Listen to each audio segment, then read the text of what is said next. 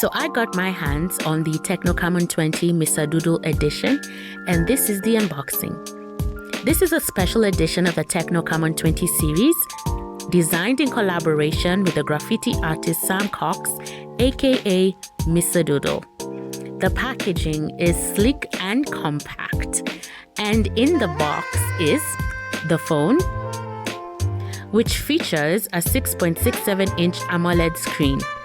The back adopts the moon phase color-changing tech, combining Mr. Doodle's graffiti paintings with CAMON 20's unique 3D design. In the box is a phone case, a detachable USB cable, 3-pin charger, and earphones.